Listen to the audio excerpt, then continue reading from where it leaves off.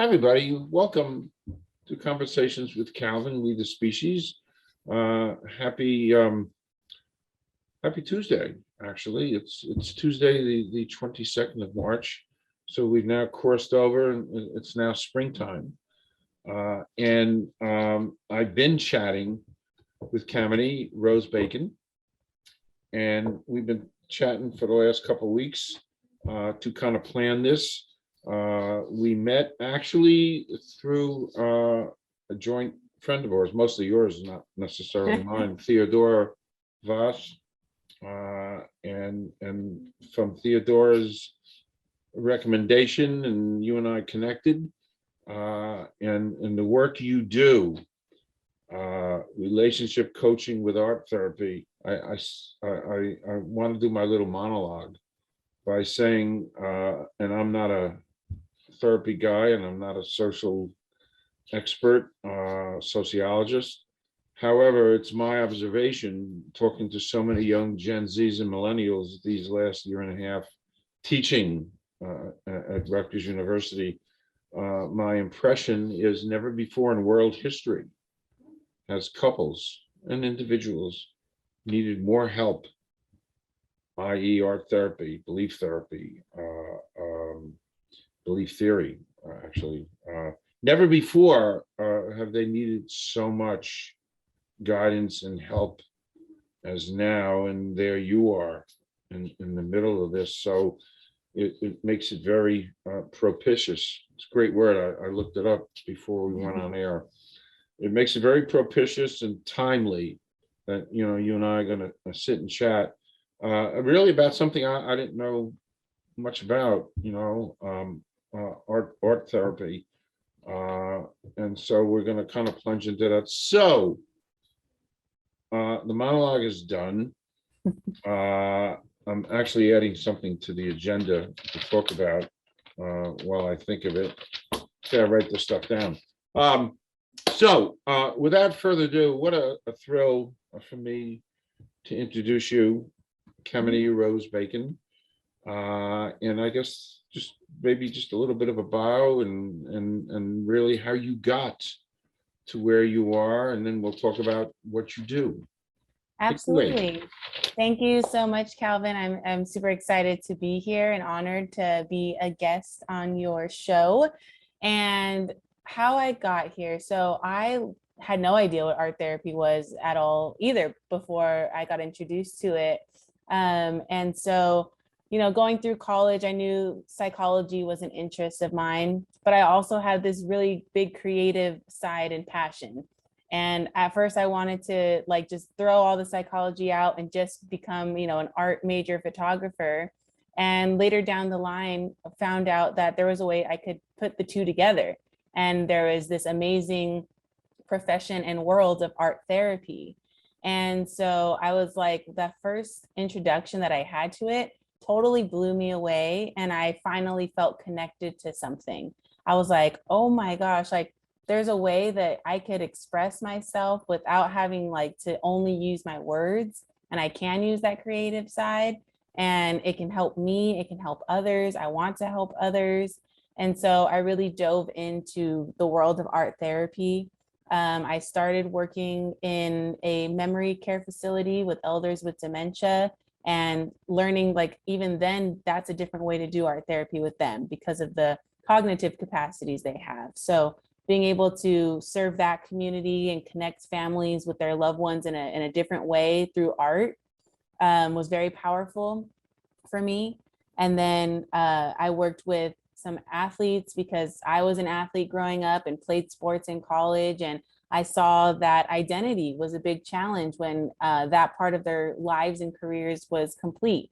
So I went into figuring out how to use art therapy to help people understand who they truly were and help them navigate those areas of themselves, and loved doing that. And then afterwards, I got into school settings and worked with, you know, low income, at-risk families and youth from elementary to high school.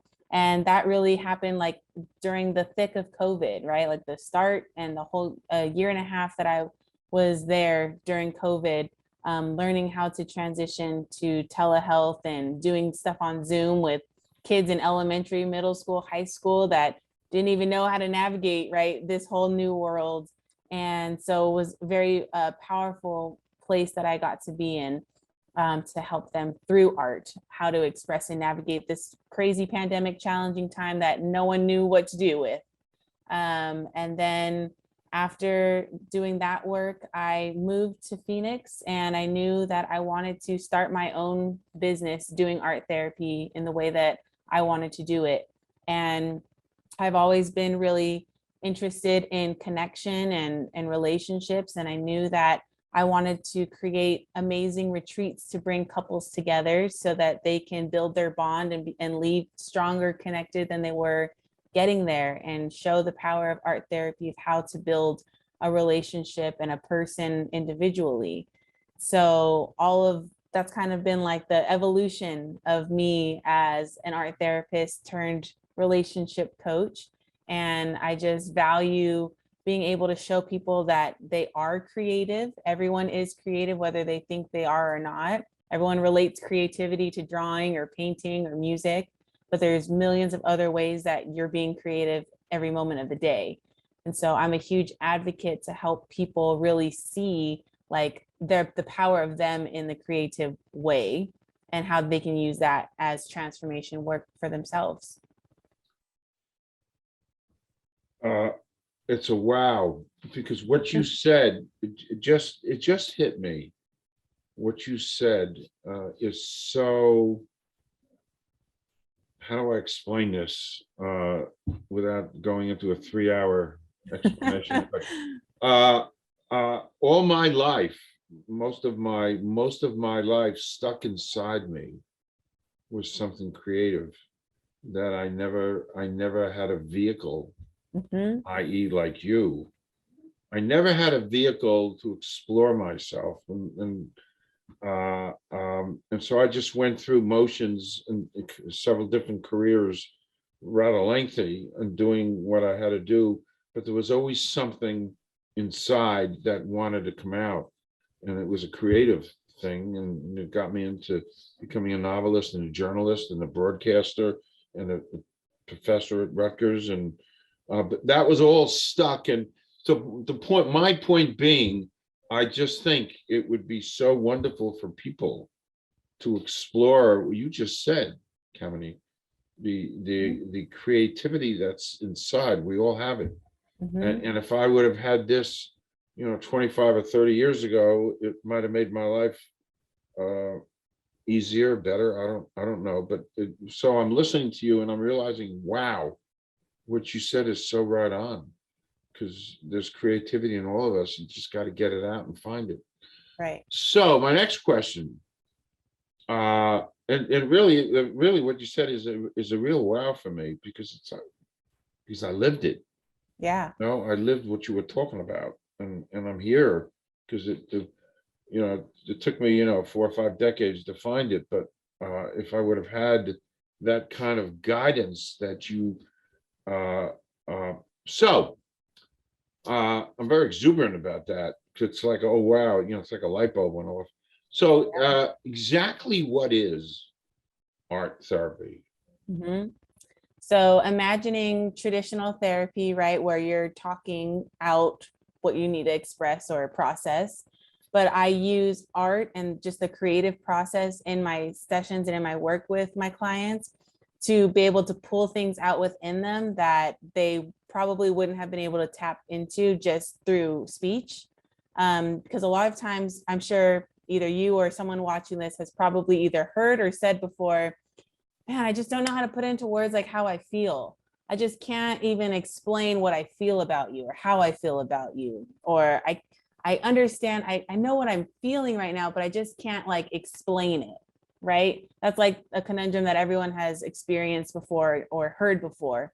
And so art therapy is the way for you, is a solution to that, right? Because you're able to not have to try to find the words, but let's just put out onto either paper or in a 3-dimensional form, right? You're going to create or illustrate what it is that you're thinking or feeling or imagining, right? Because we think in pictures or images, it's relative, And the natural part of our brain and our functioning, the part that's tied to emotion and feeling is not tied to language, which is why we have a struggle of trying to explain what we're feeling or what we're thinking sometimes. So art taps into the subconscious and uses metaphors and symbols and imagery to be able to then express or explain, put onto paper, create into a three-dimensional tangible thing what it is that you're trying to express. And so art therapy is just this beautiful container that allows people to take what's in their minds, what's in their hearts, what's in their souls, and get it outside of them to where they can actually see it or feel it, it's tangible, and then they can address it from there, from what they've created. Okay. What would a typical art therapy session look like? Like, take me into the room. Mm-hmm. You now. Yeah. So when I'm working with someone, I spend the majority of the beginning, asking them questions or letting them explain what it is that they're, currently going through or facing. So I do a lot of listening in the beginning. As I'm listening to what they're saying, I'm either, creating or coming up with the art therapy prompt or directive that I'm going to give to them to use to help pull those things out. Or sometimes if I kind of already know what the theme or situation is, I may have something kind of like pre-planned for them to help pull out what I know they're needing to pull out. And so it starts off with me listening, getting to understand where they're at, hearing, what's current in their world. And then I give them a prompt of, illustrate blank, depending, insert whatever area of life or struggle or situation. And then I give them the space to create. And what I always say as a preface to them creating is there's no right or wrong way to do it, because everyone has this, a belief that it has to look a certain way or they have to be good at it. It has to look nice. So there's no right or wrong way to do it. It could be realistic or abstract, meaning it can look like if you're trying to illustrate a scene that you're really struggling with, you could draw out that scene, or it can be abstract where you're expressing what that scene is making you feel. What emotions is it coming up? How is it making you show up in the world? And so letting them have that full creative space to get it out however it needs to come out for them. Then once they're done, illustrating or creating their art, then I let them explain it. So I say, tell me what you've created today, right? Let me into your world. And I'm not going to just be like, oh, wow, so you drew this or you created this, that must mean blank, right? I really take that backseat. You're the expert, and I'm just here to help pull things out and then give you other perspectives or help you process through it. So once we have the art or whatever they created, I let them explain what it is that they made and ask questions of what I notice. And then as they're explaining it and seeing it outside of themselves for the first time, that's where the transformation and the magic happens. Because then as they're talking through it, then they're like, oh, or they're like, wow, I never realized this was something within me, or I had no idea, I put this down on the paper and I was like, why am I putting this there? Like, I don't understand what that means. So it helps to, right, that's all the subconscious stuff. You're pulling it out, and then as you're explaining it, then they're starting to understand themselves at a deeper level. And then we go from there. Okay. Wow. What are some of the benefits? And I know I said this at the beginning. You are at the precipice of a whole new world, because we are in a whole new world. I mean, even current events and what's going on in the news. I mean, all of that, and everything that, all the input that's coming into us in the pandemic, all of this makes what you're doing so important. And the thing is, people generally don't realize that they really need. Do you? That's that is it's kind of a mountain for you to climb a little bit, because I'm not sure, I don't think historically people really realize that they need help. Mhm. And even before they need help, just to start learning about themselves, strengthening a relationship. Actually, which is a good segue, I have a little thing here, relationship Mhm. checkup. Yes. I pull Yeah. that off, which I'll include, in my, but so the point, so my question, I'm trying to put it in the right way. It's so important, and that it's sometimes it's like I want to shake somebody, or if I'm talking to somebody, I kind of want to slap their face, like that scene from Moonstruck when Cher slaps Nicolas Cage. Snap out of it. People need to Right. snap out of it, and know that these are crazy times, and they're going to get crazier, and people should be. So, what are the benefits Mhm. of art therapy? Yeah. I mean, there's tons and tons and tons of benefits, both internal and external, right? The some of the benefits is one, you're being able to express yourself in ways that you've never done before. You're pulling things out that wouldn't have come out before. You're getting that, emotional release by taking the things that have just been stuck in your head or heavy on your heart, right? You're getting it outside of you. So you're no longer having to like carry that internal feelings or burden or thoughts. So it's helping you to get all that out from within you. You're being able to understand yourself at a deeper level, right? So whether you're doing this work by yourself or with a partner, that's building intimacy and connection within you guys, your relationship, because you're seeing and uncovering things about yourself that you've never uncovered. And then you're being able to share that with your partner. And now they're understanding you at another level. So that's strengthening your relationship, causing that intimacy, right? And then just doing art itself has a lot of benefits, like it reduces stress, right? It helps with calming anxiety, improving depression, learning how to be more present in the moment, slow down, right? It helps with that awareness and that mind-body connection. So many, I could just like go on lists and lists. But in the general sense of how it helps in the setting that I do with relationships, communication, building intimacy, understanding yourself at a deeper level, connecting with your partner, right? Those are all just kind of the few big ones that I like to share. In your experience, I'm just kind of thinking out loud here. In your experience, couples starting art therapy with you, have couples discovered things about themselves that they never knew, Mm-hmm. that in art therapy? Yeah, I mean, I remember I had one woman who I was doing art therapy with, and she in the beginning, right, it was new to her doing art therapy, and so she was kind of like, why am I doing this? Like, I don't understand like how doing this is really gonna, help me learn about myself. And then like after she created like the certain prompt that we had done that session, as she was explaining it to me, she was saying this out loud, and she was just like, I had no idea like this was here. Like I remember as I was drawing this, I'm like, why am I drawing this right now? Like I don't understand. Like how does this relate, or what does this mean? And then as she was explaining it, it was really about her identity, what the piece that we were doing.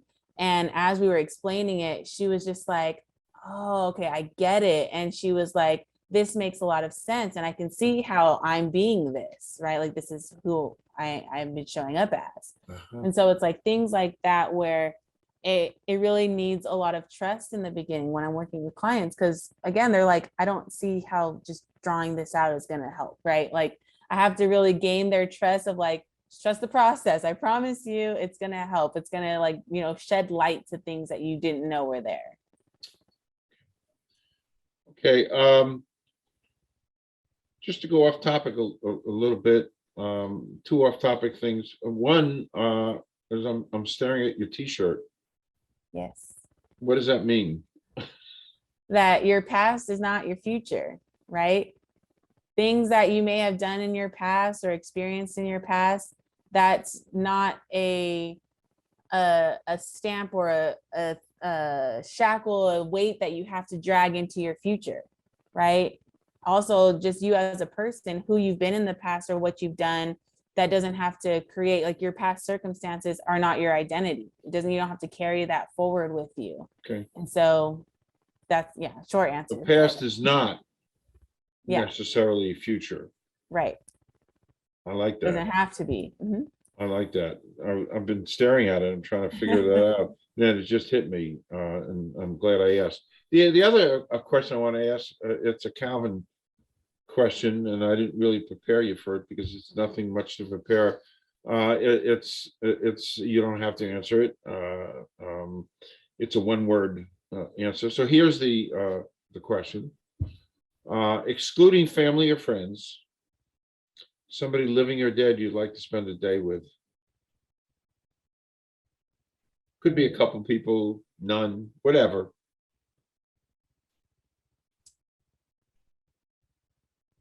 It's a little heavy. Yeah, I have to think.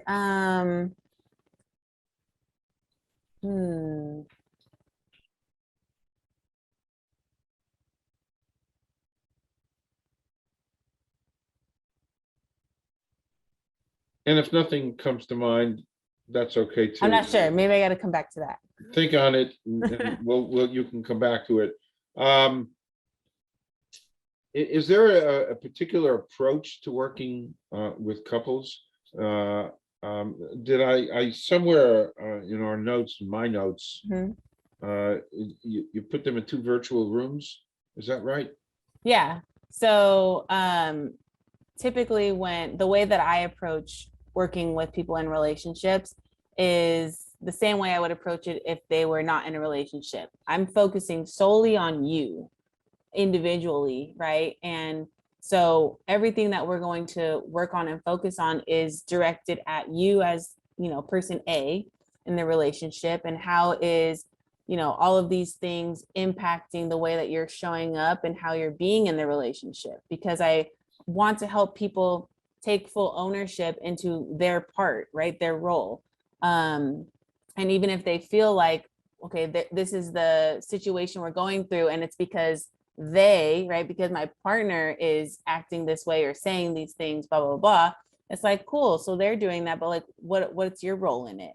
Right. And so my main thing is like focus on you. And that's another, program that I have where it's really, we're just figuring out all of your stuff, right? And how you're showing up, because even if you feel like it's your partner's fault or they're doing something and you're not in the wrong, you still have a role in that, right? Like, you're either not setting a boundary or you're not being clear in your communication about what it is that they're doing that you're not happy with, or you're enabling that to continue to happen. So there's many different reasons, but my main way that I approach it is, even if I have a couple, I'm going to work with you one-on-one over here. I'm going to work with you one-on-one over here. And we're going to work on making both of you whole and complete and strong in the best way that you can be your best self.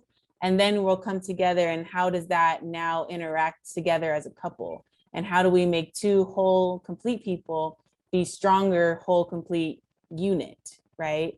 And then moving forward of how do we approach these certain things. But first, I always start with them separate and get rid of any like past baggage they may have or limiting beliefs, all those things, and get clear on how each person is showing up. And then we move together to do the stuff together. Okay. Really interesting stuff. It's funny. I wonder. When I entered the. I may have mentioned this to you the night before I got married the first time. I think I did. I'm not sure when we met. The night before I got married the first time, I had kind of a fight with my first wife. We were getting married the next day, and it was pretty. And it wasn't about civil rights or the war in Vietnam or about women's liberation. it might have been about, going out to eat, Italian versus Chinese, something silly. Mhm. And anyway, she kind of left, and my mother, I didn't know, was in the next room. It was like midnight, and she overheard the whole thing, and she came in, and the tears were coming down her. She was crying, Mhm. and she said, "Calvin, you can't marry this girl tomorrow Mm. because all you do is, you fight about where to eat. I mean, that's just not." And then I said something very profound to her, and it was a sign of the times, and it relates, to what you do. And I said to her, I of course I'm going to get married tomorrow, and it doesn't really make a difference who I marry Mhm. tomorrow, because based on my generation back then, uh, I'm going to get divorced. Mm. Because the divorce statistics were huge, and maybe that was the sign of the times, and because there was so much turmoil in the world and so much change going on, like now. But I said, really, I might as well get on with my life and get married. And that's how I got married. And of course, I got divorced because I knew that was going to happen, um, kind of. But it pertains to what you're doing now to strengthen, early on. Quick question. You deal with a lot of younger, um, you don't have like people my age coming in getting some art therapy, do you?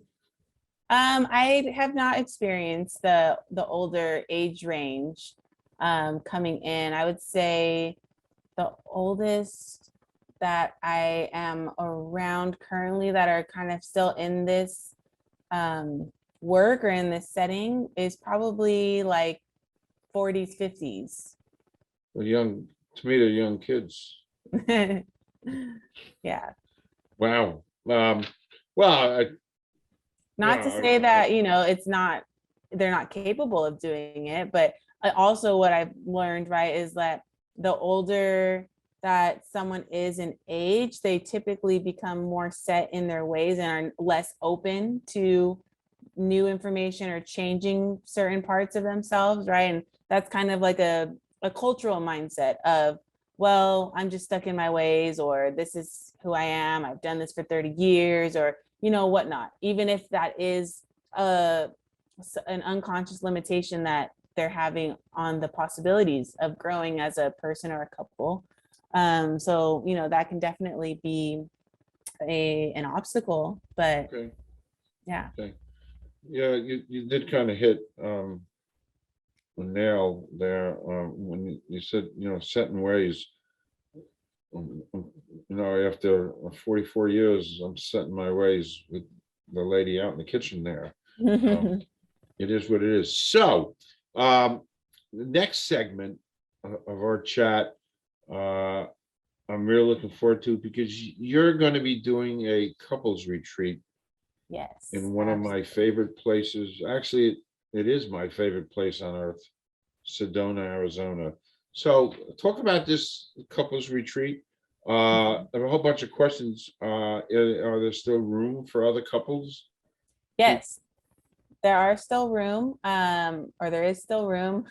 The retreat is June 3rd to June 6th, and it will be in Sedona. And I really have an experience planned out, right? Like a full 4-day, 3-night, right? Friday to Monday, planned out to where I created it to be essentially like an all-inclusive type of experience, minus people getting to Phoenix. That's the only unincluded thing. But really the full experience of like getting up to Sedona as a group, right? And then letting people be able to experience like the Jeep Vortex Red Rock tours, right? And then actually getting to like be around the energy there, and then doing a couples photo shoot at Bell Rock, right? Like a very beautiful, you got all these different nature red rocks around you. And I really wanted to, right, like I get to play photographer like I've always wanted to, right? I get to do that part that I enjoy, but I also love being able to give couples that chance to be intimate and connected, have fun, get dressed up, get some nice photos taken of you with nice background, something that a lot of couples don't have, updated, professional, nice photos. And I know that can be very costly, like to try to go do that on your own.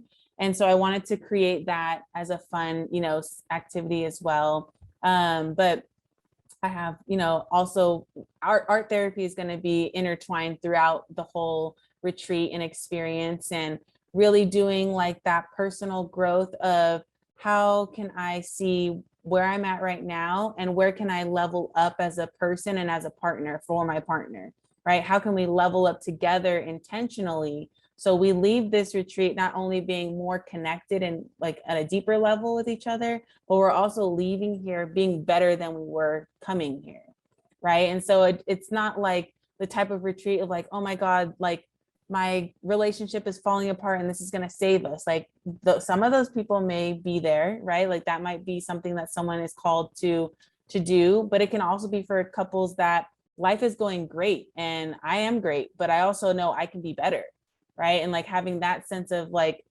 humility and awareness of I can be better for myself and I can be better for us. And like, let's go do this amazing experience together. And so, and be around other like-minded, what I call power couples that also value doing that. And we're able to, share stories, gain wisdom from each other, connect with each other, make new friendships, and just like be in this space in beautiful Sedona and just leave that retreat just completely transformed as a person and as a couple. And the place has the power to do that. Yeah. I showed you this. It's the back cover of my novel. That's me on a vortex, airport road vortex, barefoot, absorbing the energies that are plentiful there. Now, this is a couples, but you also do a singles retreat too, right? Yeah. So because when I was first creating this and sharing it with other people, I got a lot of responses of like, wow, this sounds amazing. Like, I wish I had someone to go with to go to this. Right. So I was like, I don't really want to like leave people out that want to do this type of work and want to have this experience. So I was like, just create the same exact retreat, but for people who are not in relationships, but want to make themselves better. Right. Because people value personal growth and they value having fun and traveling to new places.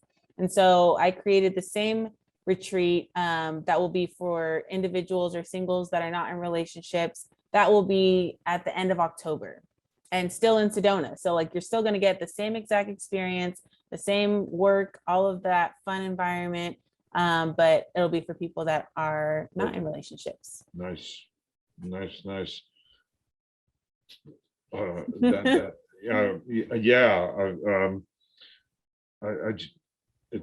was transformative in my life, having been there 12 times. Yeah. So then of course hearing that you did it, and I'll be promoting, all this stuff on the bottom of the thing. My last major, explain the Focus on You boot camp.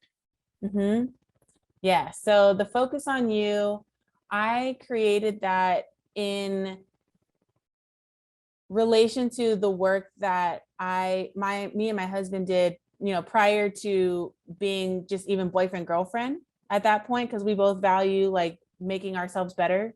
And so this was the first time either of us, like prior to like, okay, we're going to be like serious in our relationship, we both had it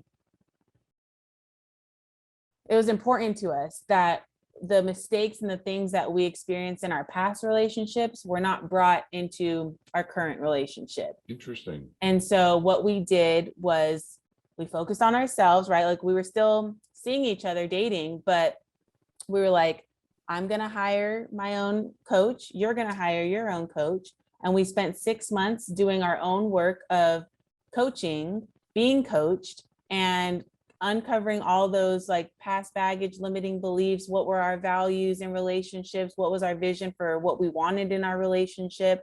And we did all of that work separately, but like at the same time, right? So just like how I say I'm going to work with couples, but we're focusing on you and we're uncovering all this stuff so that we each individually healed and became like whole, complete, strong people. And then that allowed us to come together so strong, build such a great foundation. It was like on a clean slate, right? Like we were just with each other. We were just being together. And I truly believe, we truly believe that that is something that has set our relationship apart, not only from like our past relationships, but from like other relationships that we've seen, you know, in our world and our friends and our network and stuff. And so I just see what it did, how valuable it was for my own relationship, that I'm like, I want to be able to create something that other people will be able to take and experience so that they can have that in their lives. Because that's like my main mission, I feel, is to help people have more authentic, stronger, you know, long lasting relationships. Like I want people to be able to feel what I feel in my relationship of like, this is my soulmate, this is my person. And like we're creating a phenomenal life together because we handled all that stuff, right? And so the Focus on You program is that, where whether you're single or you're in a relationship, people can take this at whatever stage they're at. The work is going to be the same. And you can apply it whether you're already in a relationship, if you're already married, or if you're completely by yourself and not in a relationship yet. Because the whole focus is just making you healed, strong, you know, a great person, your best relationship self is what I call it, so that you can make your next relationship your best relationship. Perfect. So that Good one stuff.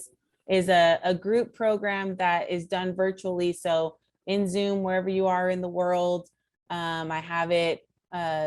Basically, it's about 6 months of, you know, biweekly Zoom calls, and I do art therapy inside the Wow. sessions, you know, give you an art therapy kit with materials and a workbook and everything. So I'm trying to just give you the most possible tools that you can get to become your best self in that area.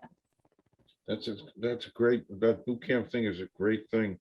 No, and I worked in the corporate world, and I worked for 25 years for Exotic. We were very progressive, and they actually had some boot camps, also taking people to do some boot camps because they felt it was really important for growth. And they're rather successful. You know, 30 billion personal income successful. So Yeah. and that's what you're hitting on. So that's great stuff, truly. Um, I know I'm going to have all your contact stuff, but generally speaking, how do people get a hold of you? From the contact information I'm going to have there, right? Yeah. So reaching out to me through Facebook or Instagram or email is a great way to reach out to me, get connected.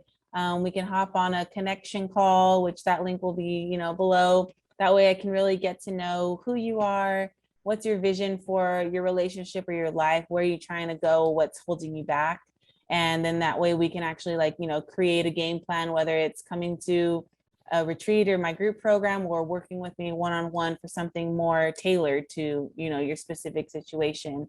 Those are the easiest way to get in contact with me.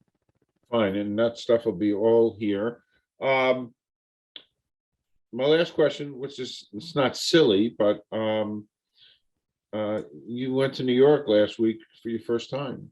Yes. Quick impressions of New York City.